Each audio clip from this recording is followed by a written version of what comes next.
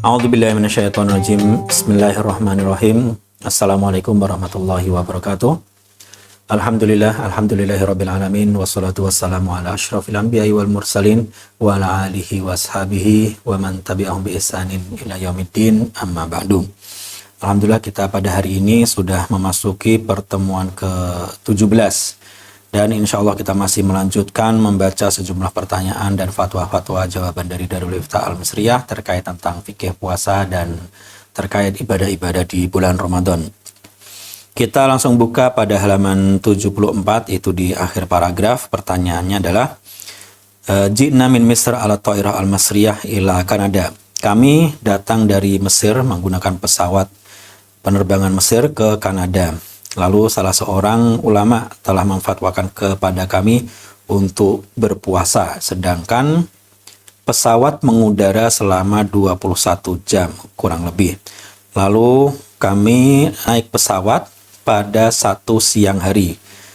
Kemudian kami mengakhiri puasa lalu berbuka puasa sesuai dengan waktu Mesir, yaitu waktu keberangkatan kami. Akan tetapi masalahnya, saat kami berbuka puasa di atas pesawat, saat itu matahari masih terlihat di atas dan belum tenggelam hingga akhir perjalanan, atau sekitar setelah 21 jam. Dan saya sudah menjanjikan kepada salah satu awak pesawat, kru pesawat, untuk menjawab pertanyaan atau permasalahan ini melalui fatwa dari Lembaga Fatwa Mesir. Bagaimana pendapat atau fatwa terkait masalah ini? Jawabannya kita buka di halaman 75, disampaikan di situ. As-shaim yuftiru fil jawi indama taghibus sams indahu wa fin nuqtah allati huwa fiha. Ini jawaban yang sangat penting. Orang yang berpuasa ketika naik pesawat, dia misalkan naik pesawat dan dia merasa perjalanannya mudah, ringan, dan ingin melanjutkan puasanya. Maka pada saat itu dia menyudahi puasanya atau berbuka puasa ketika matahari sudah tenggelam melalui pandangannya. Jadi di titik dia saat itu berada. Wala yuftir bitauqiti baladihi, dan dia tidak boleh berbuka puasa dengan waktu negeri keberangkatannya. Awil balad allati yamurru alaiha, atau negeri yang sedang dilintasinya. Itu bal inda ghurubi syams bikamili kursiha fi ainihi huwa. Akan tetapi dia berbuka puasa, mengakhiri puasanya saat tenggelamnya matahari melalui pandangannya. Jadi mataharinya sudah benar-benar tenggelam seluruhnya ketika dia di pesawat itu.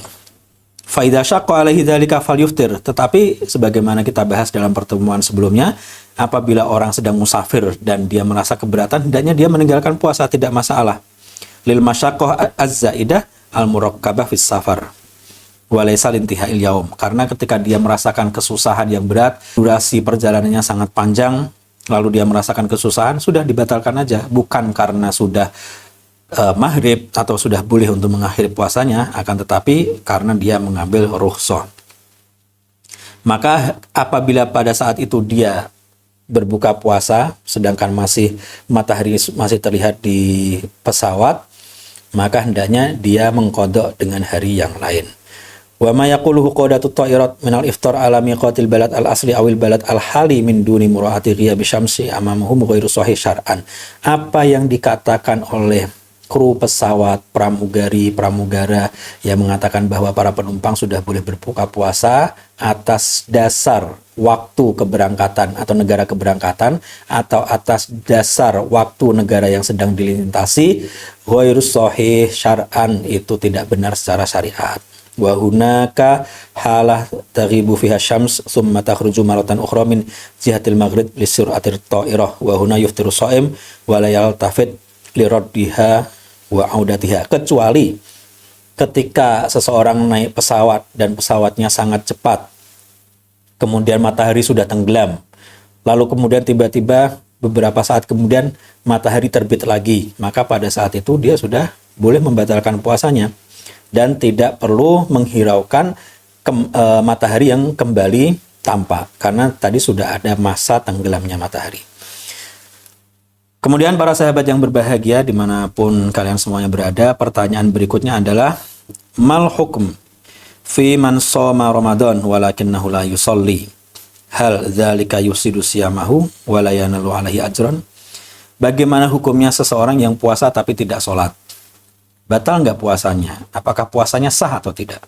Jawabannya, la yajuzu li muslim tarkus sholah wa qad ishtadda wa'idullah ta'ala wa rasulihi liman tarakaha wa farata fi sya'niha. Orang yang tidak sholat tetapi puasa, maka pertama perlu kita dudukkan satu persatu permasalahannya. Meninggalkan sholat itu adalah salah satu dosa besar, dan Allah Subhanahu wa taala serta Rasulnya sangat-sangat keras dalam memperingatkannya. Rasulullah pernah bersabda, al ahdul ladzi bainana wa bainahum as-sholatu faman tarakaha faqad kafar. Perjanjian antara kami dengan mereka itu adalah sholat. Barang siapa yang meninggalkannya maka dia telah kafir. Artinya apa? Hadis riwayat Ahmad, Tirmidzi, dan Nasai dan Ibnu Majah, dan disahihkan oleh Tirmidzi dan Ibnu Hibban dan Hakim. Wa ma'na faqad kafar, artinya telah kafir itu apa? Dalam hadis ini artinya konteksnya adalah bahwa itu orang tersebut yang meninggalkan sholat telah melakukan salah satu dosa besar, dan Rasulullah telah menyerupakan dengan orang kafir, karena orang kafir tidak sholat. Fa innal kaba'ir min syu'abil kufur, karena dosa-dosa besar itu merupakan cabang dari kekufuran. Kemudian di halaman 76, kama anna ta'at min syu'abil iman, sebagaimana ketaatan itu merupakan cabang daripada iman.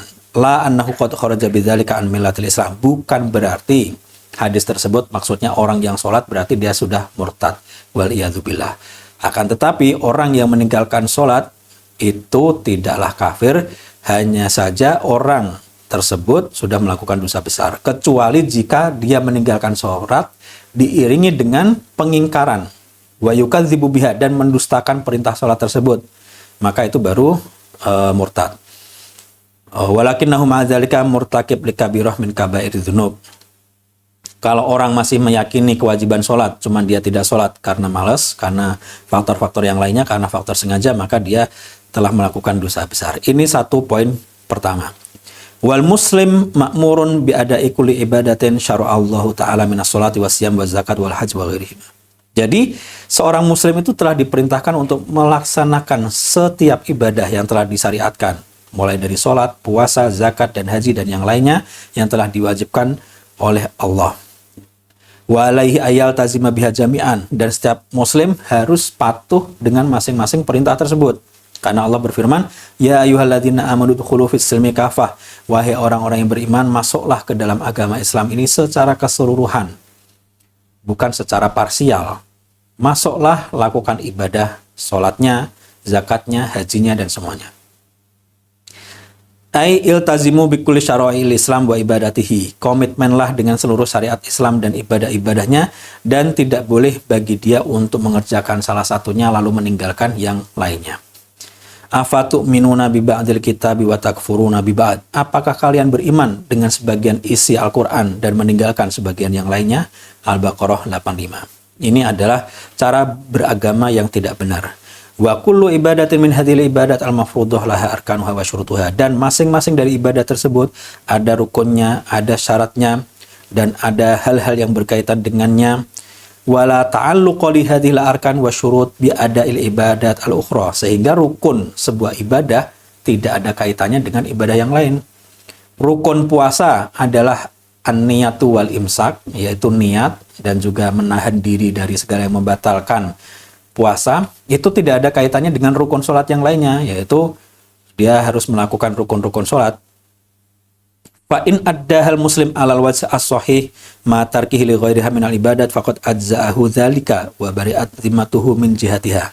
Jadi seseorang misalkan sudah puasa memenuhi syarat dan rukunnya, maka itu puasa tersebut sudah terhitung sah bagi dia, ya, dari sisi ibadah puasanya tersebut. Lakinnahu ya'thamu li tarkihi ada al-ibadat al-ukhra, tetapi dia dosanya bukan karena puasanya, tetapi karena meninggalkan ibadah lainnya, yaitu sholat dalam konteks ini. Faman shoma wa huwa la yusolli fa shaumu sahih ghair fasid. Orang yang puasa tapi tidak sholat, puasanya sah. Wali annahu La yushtarat li sihhati shaum iqamatas shalat. Jadi keabsahan puasa dia itu tidak ada disyaratkan dengan mendirikan sholat. Lakinnahu athimun syar'an min jihati tarki lis sholat. Akan tetapi dosanya itu karena meninggalkan sholat. Wa murtakibun bidzalika al-kabirah min kabairi dzunub. Dan dengan meninggalkan sholat itu dia telah melakukan salah satu dosa besar. Wa yajibu alaihi ayyubadira bittaubah ilallahi ta'ala. Maka pada saat itu dia harus segera tobat kepada Allah Subhanahu wa ta'ala. Halaman berikutnya, halaman 77, amma mas'alatul ajr fa mauqulatun ilallahi ta'ala ghairu anna shaim al-musalli arja thawaban wa ajran wa qabulan mimman la yusalli. Artinya itu adalah ibadah independen, masing-masing punya peraturannya sendiri-sendiri. Peraturan sholat seperti ini, peraturan haji, zakat seperti ini, peraturan puasa seperti ini. Orang mengerjakan satu peraturan dalam sebuah ibadah tidak harus ada keterkaitan dengan peraturan dalam ibadah yang lain. Hanya saja kalau masalah pahala itu adalah hak prerogatif Allah Subhanahu wa taala. Akan tetapi orang yang puasa dan sholat tentu akan lebih mengharapkan pahalanya lebih besar dan lebih bisa diterima daripada orang yang puasa saja tapi meninggalkan sholat. Kemudian para sahabat semuanya yang dirahmati Allah, pertanyaan berikutnya adalah ma hukmul khata' fi dhanni tulu'il fajr wa ghurubis syamsi fi syam. Bagaimana hukumnya orang yang salah sangka, salah kira, salah duga terkait masalah terbitnya matahari atau tenggelamnya matahari dalam masalah puasa? Jawabannya, man akala ba'dal fajri dhannan adama tulu'ihi au man akala qabla ghurubis syamsi dhannan ghurubihi thumma tabayyana lahu khata'uhu fa alaihi al-qada'. Orang yang makan setelah subuh, dia mengira bahwa belum datang waktu subuh, dan orang yang makan sebelum maghrib dan dia mengira sudah datang waktu maghrib, summa tabayyana lahu khata'uhu, kemudian setelah itu dia baru tahu, beberapa waktu kemudian, 1 menit, 2 menit, 5 menit kemudian dia baru tahu ternyata salah sangka, salah kira, salah duga, fa'alahil qada', maka hendaknya dia mengqada' puasanya, kama huwa madzhabu jumhuril fuqaha, sebagaimana itu adalah pendapat jumhur fuqaha.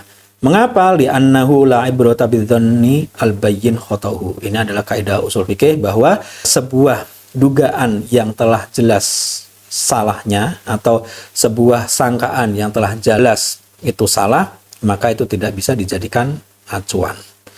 Tidak ada nilainya sebuah dugaan yang sudah nyata-nyata salah. Diriwayatkan dari Syu'aib bin Amr bin Sulaim al-Ansari, ia berkata, aftarna ma'a Suhaib al-Khair ana wa abi fi syahri Ramadan fi yaumi ghaimin wa tashin. Kami pada saat itu puasa Ramadan pada hari yang mendung dan hujan, fi yaumi ghaimin wa tashin. Fa baina nahnu nata'asya id tala'ati syams. Saat itu kami sudah makan gitu. Karena kami mengira sudah maghrib. Id tala'ati syams, ternyata kemudian tiba-tiba muncullah matahari dan ternyata dugaan kami salah bahwa kami mengira sudah maghrib, ternyata belum maghrib. Faqala Suhaib berkata, bagaimana? Tu'matullah, ini makanan dari Allah, kita nggak sengaja makan. Atimmu siyamakum, sempurnakan, lanjutkan puasa kalian ilal lail, sampai malam benar-benar tiba. Waqdu yauman makanahu, lalu qada'lah satu hari nanti di luar Ramadan. Di sini kami ingin menyampaikan bahwa fatwa ini kami juga rujuk di lembaga fatwa Mesir juga, di situs Darul Ifta Al-Misriyah pada fatwa nomor 7638. Ini tidak dituliskan di sini, akan tetapi ada di website resmi atau situs resmi Darul Ifta Al-Misriyah. Di sana ditegaskan ada perbedaan antara dua kasus. Kasus pertama, orang sahur mengira sudah subuh, kemudian masih makan, ternyata baru subuh. Dan kasus kedua, orang mengira sudah maghrib, sudah makan, tetapi ternyata belum maghrib. Kasus yang pertama, yaitu orang yang sahur dan salah mengira, maka puasanya sah. Li'annal asla baqa'al lail. Karena pada dasarnya itu dia masih dalam posisi malam. Dugaannya itu memang masih malam. Gitu. Malam, kemudian subuh adalah perkara yang baru datang. Jadi orang yang sahur, kemudian dia makan, dia kira masih malam, ternyata sudah subuh sudah masuk 5 menit yang lalu. Kemudian dia baru tahu. Nah, pada saat itu di Darul Ifta juga, fatwa Darul Ifta nomor 7638, itu puasanya sah. Li'anal asla baqaul lail. Namun, dalam kasus orang yang siang, kemudian disangkanya maghrib sudah tiba, kemudian dia makan, ternyata maghribnya baru tiba kemudian, maka itu memang menurut jumhur ulama adalah la ibrata bidzon al-bayin khotohu. Jadi, dua kasus tadi dibedakan dalam fatwa Darul Ifta di situs resminya. Kemudian para sahabat yang berbahagia, pertanyaan berikutnya adalah bagaimana hukum mencium istri ketika puasa? Jawabannya, takbilu zaujah biqadril ladzah makruhun lis-shaim. Mencium istri dengan maksud menikmati atau ada rasa nikmat, di situ hukumnya makruh bagi orang yang berpuasa. Ini menurut jumhur fuqaha. Karena kenapa? Karena itu bisa mendorong kepada batalnya puasa. Wa takunul qublah haraman in ghulaba ala dhannihi annahu yunzil biha. Bahkan terkadang mencium istri ketika puasa itu hukumnya haram jika dia memang mengira itu akan dapat mengeluarkan yunzilu biha, artinya mengeluarkan mani dari dirinya gitu ya. Karena terangsang kemudian keluar mani itu bisa jadi haram. Wala yukrahut takbil in kana bi ghairi qasdil ladzah. Tetapi jika mencium istri tanpa ada maksud untuk ada rasa gitu ya, itu tidak masalah. Seperti apa? Kakosdir rohmah, seperti sayang, atau alwada, mau peberkian kemudian mencium istri karena mau keluar rumah, itu tidak masalah. Illa ingkana shaim la yamliku nafsuhu, kecuali jika orang yang puasa tadi tidak bisa mengendalikan dirinya. Apabila dia mampu mengendalikan dirinya, maka tidak masalah. Landasannya adalah hadis Aisyah Ummul Mukminin, ia berkata, karena Rasulullah di halaman 78 itu, karena Rasulullah sallallahu alaihi wasallam yuqabbilu wa huwa shaim. Nah, jadi Rasulullah ketika berpuasa beliau juga mencium istri-istrinya. Wa yubashiru wa huwa shaim, dan juga menyentuh istrinya dalam keadaan puasa. Walakinnahu kana amlakakum liirbihi, akan tetapi tentu Rasulullah adalah orang yang paling bisa menahan diri dibanding kalian. Dan diriwayatkan dari Abu Hurairah juga, anna rajulan sa'alan nabiyya sallallahu alaihi wasallam anil mubasyarah lis-shaim. Bagaimana hukumnya mencumbu dan menyentuh istri ketika berpuasa? Farakhasalahu, Nabi membolehkan kepada penanya tadi, boleh. Lalu ada datang lagi lelaki yang lainnya nanya kepada Nabi, wa atahu akhar fas'alahu, dengan pertanyaan yang sama. Fanahahu, Nabi melarangnya. Bagaimana bisa pertanyaan yang sama tapi yang pertama dibolehkan, yang kedua dilarang? Fa idzal ladzi rakhasalahu syaikhun wal ladzi nahahu syabun. Kata Abu Hurairah, orang yang diperbolehkan tadi adalah orang tua, sedangkan yang dilarang tadi adalah pemuda. Jadi fatwa yang ingin disampaikan dalam permasalahan ini, hukum dasar mencium istri ketika puasa itu adalah diperbolehkan selama seseorang aman, gitu ya, aman dari puasanya. Tetapi ketika itu dapat menimbulkan gairah atau rasa tertentu atau bahkan sampai mengeluarkan mani, maka itu dilarang seperti itu. Tetapi ketika dia ingin tujuannya adalah misalkan karena mau bepergian keluar kota, maka kemudian berpisah dengan istrinya, salaman, kemudian kecup kening dan sebagainya, tidaklah masalah selama dia dapat menguasai dirinya. Kemudian sahabat semuanya, di pertanyaan berikutnya adalah ya'taqid ba'dun nas anna jima' az-zawj li zaujatihi fi layali Ramadan haram, fama hukmul jima' baina az-zawjain fi layali Ramadan. Sebagian orang mengira, ada yang mengira bahwa hubungan suami istri ketika malam Ramadan itu haram. Bagaimana sebenarnya hubungan suami istri di malam Ramadan? Jawabannya, hubungan suami istri di malam Ramadan diperbolehkan. Malam yakun hunaka uzrur syar'i kal haid wa nifas, selama tidak ada halangan syar'i seperti haid dan nifas. Karena Allah telah berfirman, uhilla lakum lailatas syiyamir rafathu ila nisaikum hunna libasul lakum wa antum libasul lahun. Alimallahu annakum kuntum takhtanuna anfusakum fataba alaikum wa afa ankum fal'ana bashiruhunna wabtaghu ma kataballahu lakum wa kulu washrabu hatta yatabayyana lakumul khaytul abyadu minal khaytil aswadi minal fajr tsumma atimmus siyama ilal lail. Nah, ini adalah lailatas yam, diperbolehkan pada malam. Nah, di sini ada waktu yang disebutkan, yaitu lailatas yam. Pada malam hari diperbolehkan untuk mendatangi istri-istri kalian. Ini dalil yang sangat jelas, surah Al-Baqarah ayat 187, bahwa di malam hari diperbolehkan. Kemudian Imam Al-Jassos dalam Ahkamul Quran, kitabnya Ahkamul Quran, mengatakan fa'abahal jima'a wal akla wa syurba fi layalis shaum min awwaliha ila tulu'il fajri. Diperbolehkan pada malam Ramadan atau pada malam hari di bulan Ramadan untuk berhubungan suami istri, untuk makan, untuk minum dari awal malam hingga akhir malam, yaitu ditandai dengan tulu'ul fajr atau terbitnya matahari. Dan di halaman 79, wa alaihi fajima uzzawj li zaujatihi fi layali Ramadan jaizun syar'an idza lam yakun hunaka udhrun syar'i yamna'ul jima' kal haidi wan nifas. Diperbolehkan hubungan biologis suami istri di malam Ramadan selama tidak ada haid, selama tidak ada nifas atau halangan yang syar'i. Sahabat semuanya, demikianlah pertemuan kita pada hari ini. Insya Allah kita bertemu lagi esok hari dalam kesempatan dan waktu yang sama. Barakallahu fikum. Wassalamualaikum warahmatullahi wabarakatuh.